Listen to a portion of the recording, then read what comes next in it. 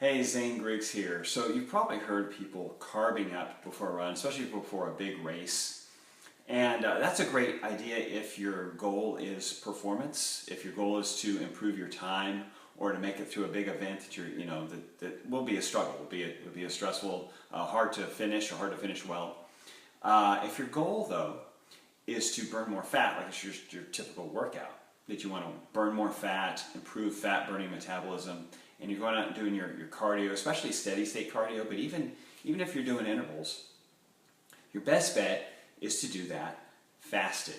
So basically having no food before your run. Now you can have a little coffee, and if you want to throw a little fat in there, if you think you're not quite sure, you can make it through if you're just you're just used to eating every morning. You want to throw in a little butter, a little coconut oil in there with your coffee, just a little, just enough to kind of give you a little something to burn. But you don't want to eat something that's going to elevate insulin and cut off fat burning, one. And so when you elevate insulin, you stop releasing fat for fat burning. And when you eat sugar and you put carbs in your system, actually in almost any food, protein as well, you're going to basically fueling your body. You're putting blood sugar in your system as well as fueling those muscles and adding, basically charging those muscles back up. So the benefit, if the purpose of cardio is to lose weight and to burn more fat and to train your fat-burning metabolism to work more efficiently, then by going into your cardio workout fasted with blood sugar low, or almost non-existent, basically from the overnight fast of sleeping, muscles drained a little bit, so they're not totally fueled up or carved up, so they're low on glycogen. You're going to put more stress on your fat-burning metabolism. You're going to train your fat-burning fuel source, and have to tap into your fat stores for more fuel, does that make sense? As opposed to having the blood sugar readily available in your system and having fueled up muscles, if they're low, blood sugar's low or just, at basically moderate levels that you're burning fat-burning levels. You go out and raise that requirement on them, you're going to have to tap into that fuel source that much more, as opposed to eating a banana or a donut or basically like a bagel or some cereal before you go out and do your cardio. So the idea, if you're trying to lose weight, obviously, is to tap in that fat-burning metabolism and train it to work more efficiently. I'll give you an example.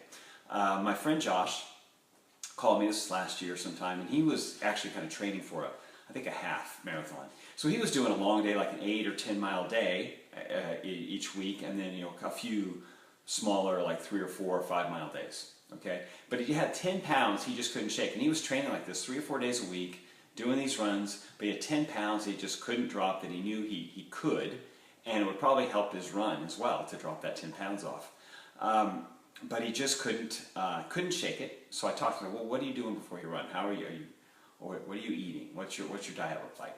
And he was eating a little bit, carving up a little bit before the run, just to give him some energy. So I said, hey, Josh, right now, at this moment, what is more important to you, dropping the 10 pounds or improving your time on the run?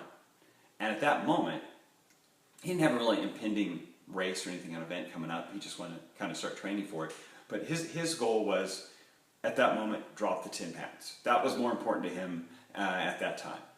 So I said, hey, let's try the fasted cardio for like 3 or 4 weeks, see what happens. You're going to improve your insulin sensitivity. You're going to tap into fat stores a little bit more. You're going to train your fat-burning metabolism to work more efficiently. Now, maybe an adjustment period of a couple of weeks where you're going to feel a bit of a bonk during that run. You're not going to be able to run as fast or maybe as far, especially at first, because you're not fueled up. But it's because you're pulling on your fat-burning metabolism to work more efficiently, and it's going to be slower anyway, and two, it's got to kind of shift gears and get more efficient at converting that fat into fuel. So he tried it. I tell you, it wasn't 10 days later, I got a text from him saying he'd already dropped 5 of that 10 pounds, and it was going smooth, it was working. So it worked out for him. He dropped that 10 pounds off. It's just really, there's a difference between performance and losing weight. And so if you're taking advice of performance athletes or from a trainer who's trying to tell you how to improve your run or improve your workout as opposed to how to burn off more fat. Well, those are two different goals, and so you can't approach them in the same way.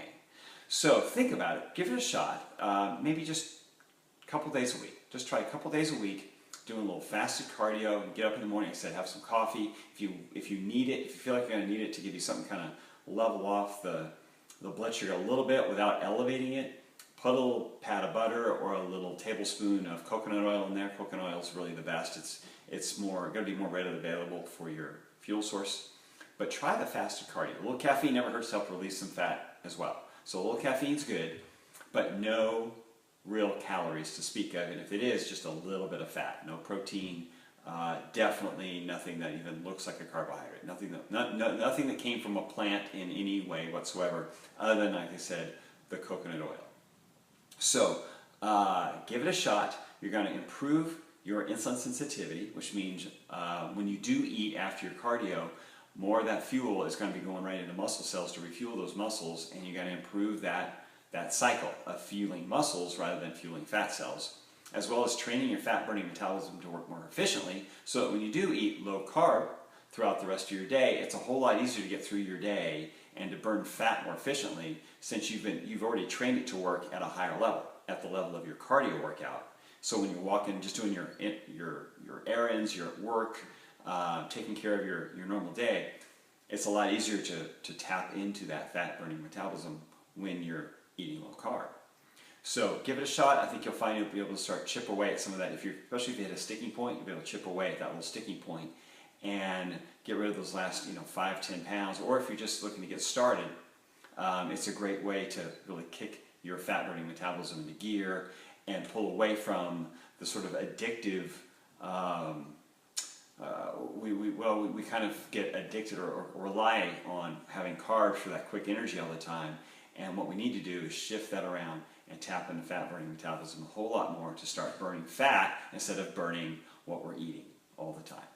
All right, if you know someone that benefit from this, please tag them in the comments below, and I'll talk to you later.